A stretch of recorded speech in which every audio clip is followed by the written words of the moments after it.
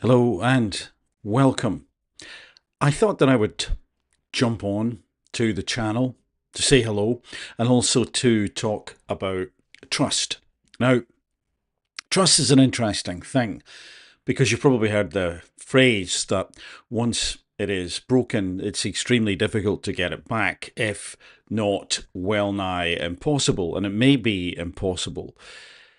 And trust is so important in terms of leadership, in terms of families, and in terms of the relationships that we have with all sorts of people. If we don't trust someone, then things can break down. I heard someone say the other day on a call that they didn't trust the other person who was also on the call. And it was quite unusual to hear. It was quite stark, but I guess it was at least honest. And that intrigues me. That intrigues me why it was so shocking, because it literally was something that I wasn't expecting to hear, and so few people actually say it in real life, as it were. And what I mean by real life is not politics. And I've got to say, in many ways, it was kind of shocking, as I've suggested. It was also kind of refreshing, and it was certainly different. But the point was that the reason the individual was saying it is because the trust had gone. And will that trust ever come back? Well, I have to say, based on my observations, it's unlikely and probably impossible. Certain circumstances could cause people to get that trust back, could cause these two individuals, real individuals, to get that trust back, but it's unlikely. And unless there was some kind of particular set of circumstances which I just don't see how they would come about, then probably not. So why the preamble? Well, of course, what I'm going to be talking about is the government trust in politicians. And we've heard long before, actually, Labour got in to number 10, or Keir got into number 10 at least, that people were jaded. They'd had enough. They'd lost just confidence in not only some of the political systems, but also the actors, or perhaps that should be bad actors, who exist within those particular political systems. Not everyone is bad. It's important to keep hopeful and recognize that there are always good people, but by and large, we seem to be experiencing one kind of cookie cutter individual after another who just doesn't seem to have an ethical core or moral fiber. And I think part of that is the system, that there is systemic corruption, and also how it can take the good people and grind them down. But it's also in many ways us. Now, that's quite contentious to say. Of course, I understand, but I put myself very much in that frame because I wasn't really, a little while ago, paying that much attention to politics and politicians, because it's just something that happens and they just go and drone on and do the same things anyway. But as the years have gone by, more and more, I recognise that what we have are a group of people, not all of them, but many of them, who just shouldn't be in those roles. It's almost as if the really smart people look at politics and say, forget it. I don't want to get involved in that." And yes, there are still clever people who are in politics, but I haven't seen one of those types of individuals in a leadership position for a heck of a long time. And when's the last time that you felt you could trust a politician? I'm thinking back over the years, and do you know what? I don't really know. I can imagine a couple that I imagine I could trust, but in actual fact, maybe that's wrong. Maybe I was just falling for the PR, for the spin, for the patina that was plastered over this individual or these individuals. And it could be that not only have there generally been a whole slew of people who we couldn't actually trust and shouldn't trust, but that it's only now, in part because of better reporting, more consistent reporting, and more consistent reporting because of social media, that we're beginning to understand more readily who it is actually that we see before us. But even then, I think there are some people who leap out as either being particularly untrustworthy and or just really kind of stupid in terms of how they think, how stupid they think people actually are. Because I believe that more and more people like me have woken up and said, hold on a second, this does make a difference. These people can ultimately do an awful lot of damage, more than we thought. And part of that damage, which is incredibly galling and upsetting, is when, just as it would be in business, just as it would be in families, when people continually say what they're going to do and don't do it. And then we arrive at Keir Starmer. And again, he's not alone, but I think the issue is twofold. The issue being why people are not only so disenfranchised, but actually kind of disgusted by the whole thing. So twofold. One, people were jaded. They had begun to pay attention more to politics, in part because of 24/7 reporting, social media, as I've said, and also because I believe that in part because of that reporting, we could begin to see who said what they said and when they said it, and did they renege on that contract, that social contract that they had with the populace. And then when you look back, and there are some scandals that I won't go into now, but I'm sure you can think of one or two yourself, where it was pretty obvious that things were spin, things were lies, things were just not true, and we were being fed a fairy tale. But apart from those very obvious ones, again, because of the reporting, the change, the internet, social media, it has become more and more and more apparent when people are using doublespeak, when they've been gaslighting, when they've been, of course, simply lying, and also lying without any apparent guilt about it whatsoever. And so, Keir Starmer and Labour, against that particular backdrop, appear to be holier than thou, pious. The whole thing is, we're here to be the change. We'll get the photograph opportunities. We'll say the right things. We'll support the right causes. And then, no, it didn't happen that way at all. And because people had been jaded with politicians, had been jaded with so-called world leaders, had been upset by what they were seeing, they were pretty cautious, or quite a lot of people were, about giving any trust to Labour and indeed Keir Starmer, because he didn't seem to represent anything. They seemed to be chameleon-like in nature. And I know, I mean, a few people, I've talked to a few people about it, who were Labour supporters and still felt uneasy about Keir Starmer, and other people who were just uneasy about him anyway because of this ability, it would seem, for him not to be pinned down, and indeed to turn on a sixpence or a dime if you're watching from another part of the world. And that being the case, this whole idea about, well, that's just what politicians do, I don't think was any cover for him at all. And it's turned out to be not the case, again, because people had had enough. And so there was a slight ember, just the slight hint of, well, hey, maybe we can trust this guy, maybe we should be hopeful after all, against the counter feeling of the intuition of many people saying, nah, he's just not right, this doesn't feel right, doesn't sound right, there's something wrong with this guy, let's hope he doesn't get in. And of course, almost inevitably, because of the screw up, because of the jading, because of the mistakes, because of the duplicity that had gone on with the Tory party, who'd been in power for too long, and ultimate power corrupts ultimately, and that was one of the issues with them. One of the issues, people thought, we can't go there, and the only viable alternative at that point in time, it seemed to be for many people, was Keir Starmer and Labour. So then they give him a chance, and almost out of the blocks. In fact, before he got the keys to number 10, all the free gift stuff had been going on.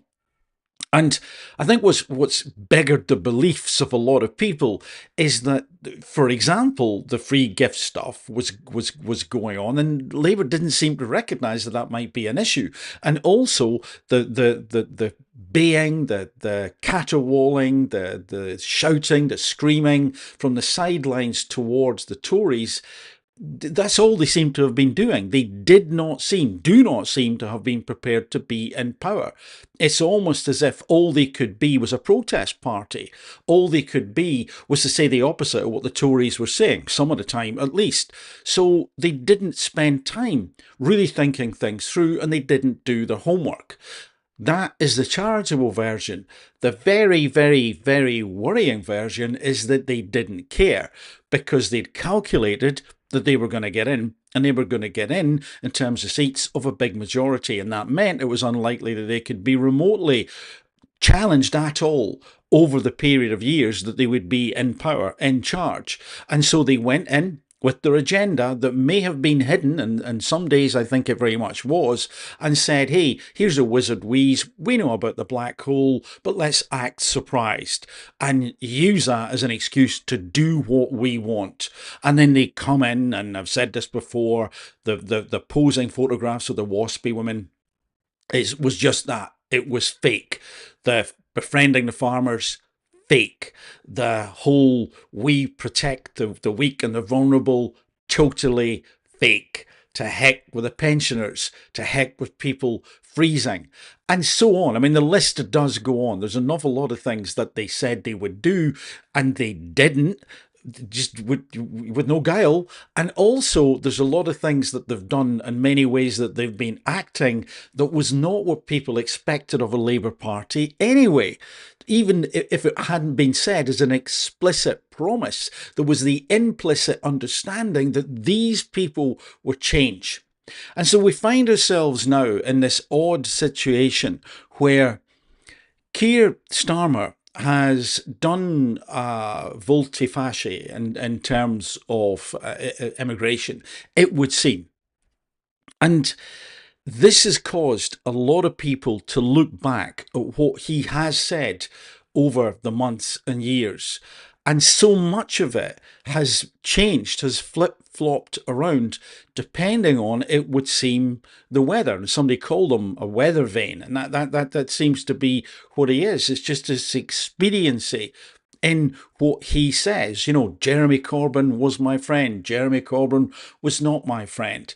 And because of this change that he has sort of, how can I, revealed, it's like, it's almost like a stage show. The curtains go back, and there he is spouting the stuff that it's like, wow, this could be the Tories, this could be reform. Where did this come from? And I've said already that I don't believe that what he is saying he even really believes in, because I'm not sure what he believes in. I'm not sure that he actually has that core of ethics and morals. Now, he'd be aghast if he's watching this and probably say, how could you, how dare you? Well, look in the mirror, mate. I dare say it, because you seem to be just a shapeshifter.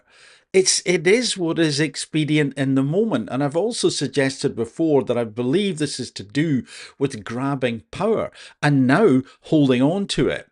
So because of the threat of reform, we get this guy spouting stuff that wouldn't sound out of place coming out of some Tory members, backbenchers, MPs, and certainly out of the mouths of reform. And what has he done? He's looked at the drubbing in the local elections. He's panicked and he said, oh, hold on a second, I've got to hold on to power. This is not good. What should I do? Oh, well, what's popular? Ah, yeah, the immigration thing. And lo and behold, he's changed his tune. And I just think that's despicable. It's like I might disagree with people, and you may disagree with people, but hopefully you will agree with me here that if you disagree with someone, at least you know where you stand. But someone who just changes, it's really quite sinister. So even if Keir had always said the same thing about immigration, and let's say I disagreed with him, then at least I know where I stand. Same with any of the politicians. But this guy's done such a weird change.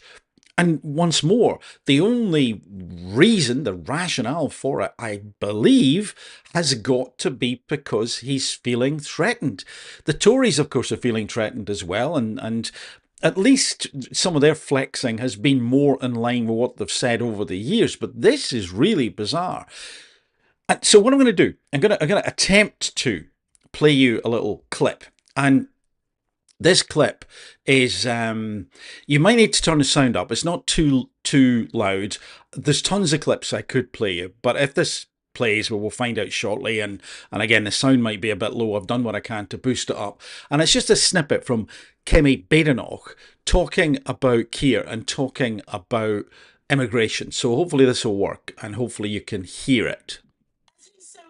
To talk about the past, as he's so keen to talk about the past, let's look at his record. 4 years ago, the Prime Minister signed a letter demanding that foreign criminals be allowed to stay in Britain. Dozens of Labour and Liberal Democrat MPs repeatedly signed these letters, insisting that rapists and murderers be allowed to stay here. He even asked us to pause all deportation. He asked us to pause all deportation. He doesn't want to talk about his past, Mr. Speaker, but that letter is just the tip of the iceberg. There is more. The Prime Minister has consistently backed criminals over law-abiding British people. He defended terrorists like Hizb ut-Tahrir in the European Court. He argued all immigration law had a racist undercurrent. He voted against life sentences for people smugglers. He voted against more than 100 measures to control migration. Okay, so you would see there that, or hear there, I hope, and see that Kemi is really having a go, and I think it's quite interesting to hear what she's got to say. Now, I'm not saying that she's the only person who is saying that stuff, and of course she's going to try and make mileage out of this politically, but it is difficult to argue against, and I think this is the shocker. It's also a huge shock for a lot of people in the Labour Party who are not happy with Keir, and hopefully now you guys will be getting, by guys I mean everyone, you guys will begin to understand what I've been saying to you for quite some time. You're going to have a think about what you're doing in that party, because I just don't know what sort of state the country's going to be in at all. Genuinely, if this continues, I've put up here, you should be able to see a little, this is I'm not going to get into this here, but I just want to flag it up. A lack of trust can make workplaces sick and dysfunctional. And what I'm going to suggest is that the idea of a lack of trust is something that is not only the purview or within the purview of businesses, but if you think about it, if we lack trust with individuals, if we lack trust within families, within groups, and within businesses, then it can be extremely harrowing, actually, extremely detrimental. And that lack of trust, as I began to say, is difficult to get back. And what that article, and I'll get into it again in a different video. What that article basically is saying is that people can become obviously psychologically distressed, and if we become psychologically distressed through a lack of trust, then that can have impacts on our physical health as well. And one part of the article that I highlight for you here is that there are different types of trust, but in terms of a business, there is the trust that people have among themselves, and this is where a cohesive society, values led, where we kind of share similar values and not necessarily going to be exact, but same sort of ballpark is important. We trust that someone's going to do a good job if we pay them money. We trust that the bus will turn up on time. We trust that our colleague won't have a go at us behind our back. And of course, that can happen. But when it does happen, by the way, that's an incredibly toxic environment. We trust that when we are doing something, our friend or family member or boss is also doing something to further the concern, whatever it is, the enterprise, the family, the business, etc. So trust is hugely important. And that is trust between, in business, employees. In terms of politics, it's the population. So let's focus on division, the ability to speak freely, to discuss things peacefully, to iron out disagreements, to understand each other. That's important. Then you have the trust that the population has in the leader. And again, business, very obvious. If people don't trust the boss, then they want to leave or emigrate. They want to work to rule sometimes. They are keen not to share information. They start to form cliques. They start to whisper in the corridors. It's extremely unsettling. And of course, as I've suggested, stressful. So does this nation, or a lot of the people in this nation, trust this leader, trust Keir Starmer? Question mark. Discuss. I don't think a lot of people do. And I think this latest oddity, weirdness with these flex, or whether you agree with them or not, that's not the point I'm making. I'm not actually talking about the detail of it. I'm talking about one detail, which is that it's so different from what he said before. Really different. And I'll come back to why I think that is. I've been looking at all the different things he said and how they countered themselves, and again expressing disbelief, because surely he knows there's an internet and there's a way back when machine and people can look at that stuff. And I've got a working theory on that I'll share with you shortly. So anyway, we have a situation where a lot of people now, having been jaded, having been disenfranchised with politicians, with political parties, are now essentially saying to themselves, well, this is the icing on the cake. This is just incredible. The trust, if it was even remotely there, I think has just been demolished. It's evaporated, obliterated, gone. And the other bit of trust, I said there were three in a business. So between employees, employees to leader, and leader to employees, or in the government's case, the top ministers, including, of course, the Prime Minister, towards the population. And I think this is the other issue. It has seemed for a long time to a lot of people that this particular leader didn't care, doesn't care. It's not helped by quite a staccato, robotic delivery that isn't engaging. And maybe that's just him. Maybe that's just the delivery, and maybe I shouldn't point it out because he's doing the best that he can. But you can't help but get the feeling that behind that delivery there is someone who doesn't really care. Remember what he said? You know, where would you rather be? To the answer to the question, Westminster or Davos? Davos. Why? You're there to serve the people, and in serving them, you've got to give them some trust. You can't say you did that, legislate. You spoke there, legislate. You tweeted or X'd there, legislate.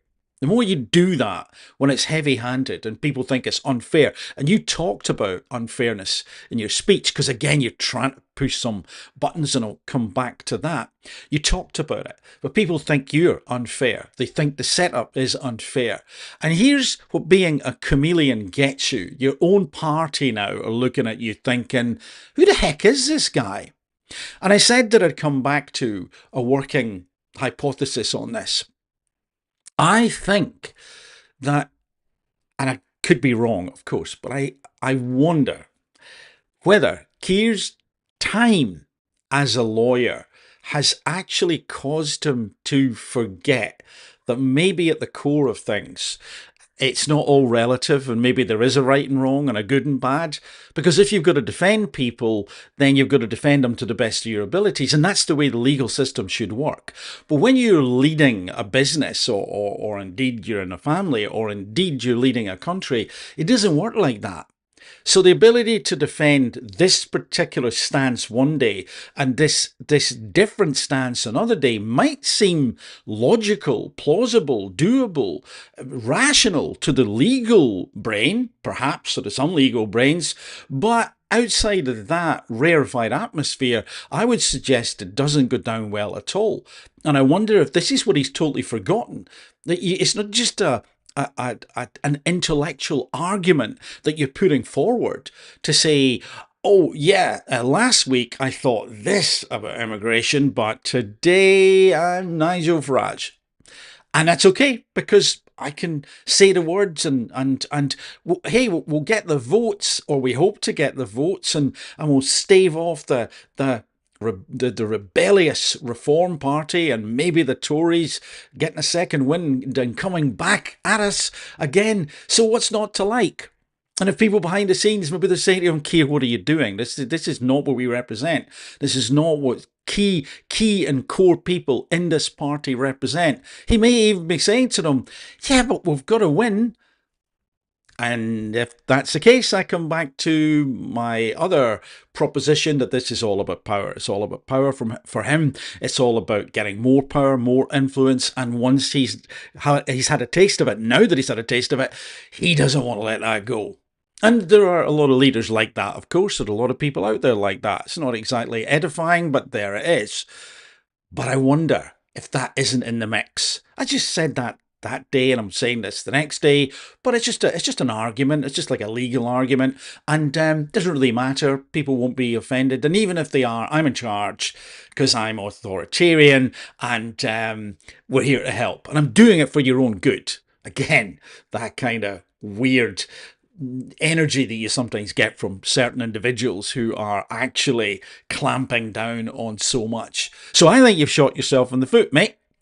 I think you are now up the creek without a paddle, and it's going to be interesting to see what happens. But I'm sorry, you kind of brought it upon yourself. If you'd listened to anybody about your flip flopping and your weather vane ability and your ruthlessness, Rosie Duffield, that's all a bit odd, all of that. I won't get into that here. All very unedifying again. So we have a situation where I believe that we need to be finding things in common as a nation. We need to be not focusing on differences. We need to be tolerant. We need to realize it's okay to be offended. Nothing needs to be, or very few things need to actually be legislated.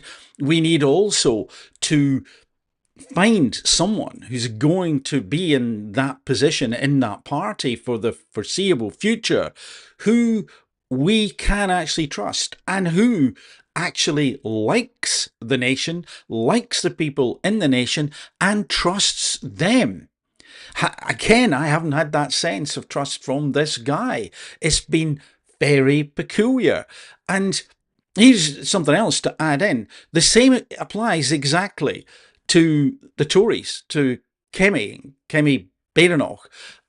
And exactly the same thing applies to Nigel Farage. Because if you think, Nigel, the same as Keir appears to have thought, well, I'm so popular because people are so annoyed with the Tories. If Nigel, you're thinking, I'm so popular because people are so annoyed with Labour, it's all going to be great. It's not going to be great. If you get near any actual power, really have to be the paragon of virtue. You can't afford to flip-flop. And Kemi, if you get in, same thing. You got to stick to your guns, even if it's not popular.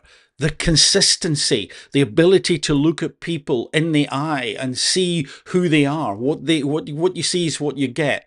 That sense of integrity and authenticity is what we're crying out for. And remember, integrity is doing the right thing when no one else is looking. You don't have to do it, but you do it because it's what you said you would do.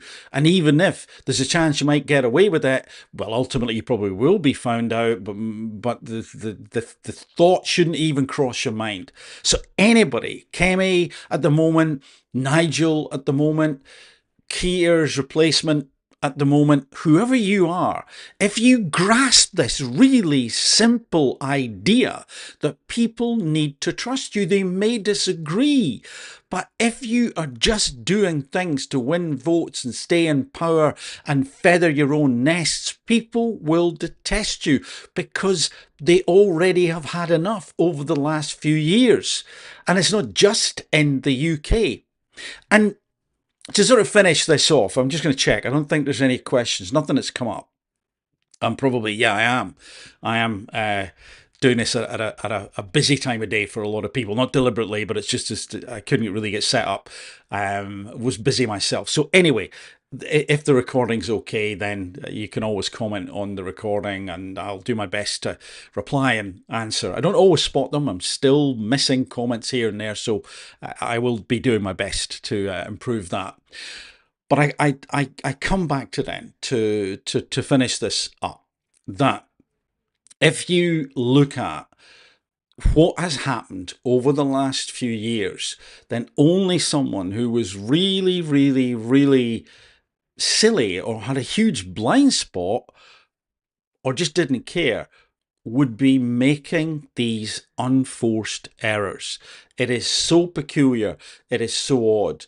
And I think that in the Labour Party, and I'm talking about people who are MPs and advisors behind the scenes, you really should be looking at a different leader, because I honestly don't know where you're going to go with this at all. And it's not, again, to say that what Keir Starmer is saying is right or wrong in terms of immigration. And some people will agree with some of it. Some people will agree with all of it. Some people won't agree with any of it at all. It's not about that. At least it's not what I'm talking about here. What I'm focusing on is the fact that this is not what he seemed to be saying. And it looks like chucking out any beliefs or values just to maintain power, keep in charge, and also to maybe you never know, be thinking about another term, heaven forfend. So what are you going to do, folks, behind the scenes? What are you going to do? How are you going to sort that out? Because it really does need sorting out. And by the way, I'm more than happy to say I think that whatever else needs to be done, we have to have a look at that whole illegal scenario. I mean, who wouldn't? I've talked to a lot of people who have been immigrants to this country and had great conversations. And for anybody to say this is about a race or whatever, I mean, with some people it will be, but that's a tiny minority, and we need to stop throwing that stuff around and about. We have an NHS which is beginning to fall over, and there's great demands being put upon it. And we really need to understand what we're doing in the country in terms of security. I'll put it that way around. So there we are. Let me double check. No questions? Nope, don't think so. Thank you very much if you have been watching live. Thank you very much if you have been watching the recording. And if you are new to the channel, you will see that I do a selection of videos about, there's probably three sort of main threads. One is us, self-leadership, avoiding traps, being aware of some of the puzzles in the area of, I suppose I could call it psychology generally. And also two is, it's sometimes more philosophical in nature, but I think that's connected to our journey through life. And three is to talk about leadership, and that leadership could be about certain leaders, leadership styles, and these days, a little bit more often than I was, to talk about specific leaders in the public eye, and in this case, politicians, because we need to be talking about them. We need to be talking about them to ourselves, and we need to be calling them out when we think that things need to be called out, because the world's in a bit of a state, and we need the right people at the top doing the right thing for the right reason. Anyway, I think I stopped this here. So, for the moment, from me, bye for now.